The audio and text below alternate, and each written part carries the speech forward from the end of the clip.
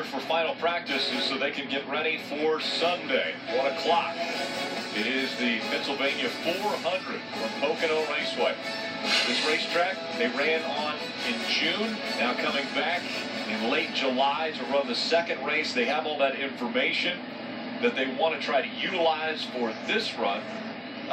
Not a big difference as far as the temperature from June to July. So a lot of similar notebooks being looked at from the earlier race this year until this race. Now, Eric Almirola was talking earlier in the media center about the fact that drivers maybe would like to have a consistent pit road speed, because that has come up now many times over and over as far as pit road speeding penalties. And this is what Eric Almirola had to say about the issue.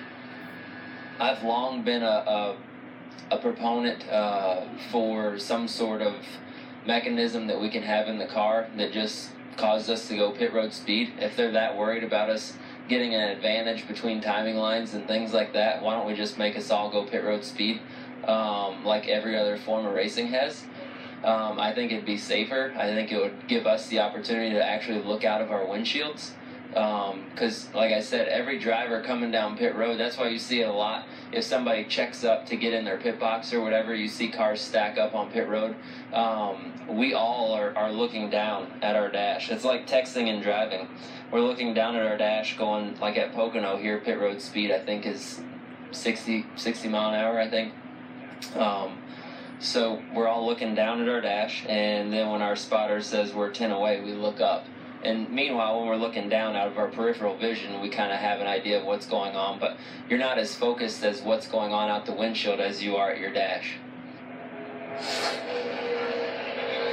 And one of the biggest things that was added after Martin Truex Jr. had the big jump at Loudon, they decided, okay, we're going to add timing segments so that they can't propel themselves from one segment line to the next to try to get an advantage. So they went from 10 segments to 18 segments on pit road now. And so now essentially you have a segment per 2.5, 2.2 boxes, right, which is tight.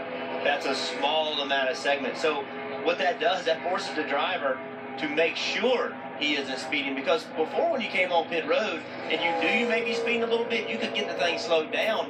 But now you don't have enough time to get it slowed down. So watch for more speeding penalties on pit entry and on pit exit, because if you make a mistake, there's not enough time to correct it. And listen, to Eric's point, he is right that when you come down pit road, you have to pay attention to the tach, because you have to. That's your job as a driver. But this is a test of driver skill, and part of the test is on pit road too. If you had the technology where you could push a button to come down pit road, maybe that's a good idea. I don't know. To me, it's almost like a lug nut thing. The rule says get the lug nut tight. Just get it tight. Just get it tight. The same with pit road. You know what the variance is. I don't know why you can't have speed. Like for me, it never made sense to me why I couldn't have a speed indicator in my car that tell me I'm going 60 mile an hour or whatever the speed was, versus having to do it off the tach. But again, this is a test of skill in all sorts of ways. I know, I struggle with it, because Eric is not wrong in anything he said, but is the challenge of running pit road speed, should that be part of the competition or not? I've been raised that it is part of the competition, so I'm a fan of it, but he brings up some great points with safety, so I think it's something NASCAR is going to have to decide.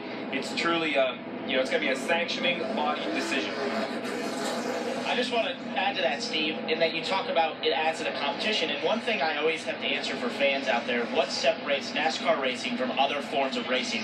And a lot of times my biggest answer is the human element, right? It's that we rely on people a lot of times than computers and actual data analysis, etc.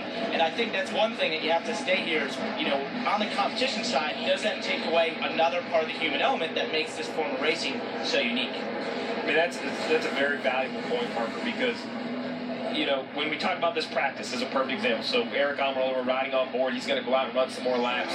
Well, the crew chief, he's going to look at lap time, he's going to look at some tire temperatures, maybe some travel measurements, look at the RPM trace, the driver input out of the electronic fuel injection, out of that internal computer, that's it.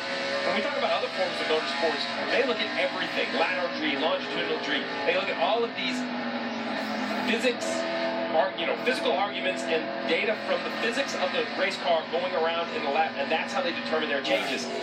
Here for this 43 team, Eric's input is going to be probably number one on top of the list of data they use, so it does come back to the human element. It's always a balance between, like Parker said, human element versus technology. It's a balance.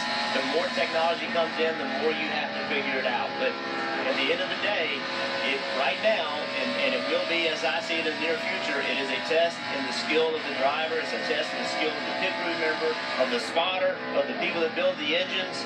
I like that human element. I like the fact it's about people and not technology. We will continue to say that it is not easy to do what these guys do week in and week out. My wife always reminds me, Rick, you're headed to the honeymoon capital of the world once again in the Pocono Mountains. We'll be back with final practice after this.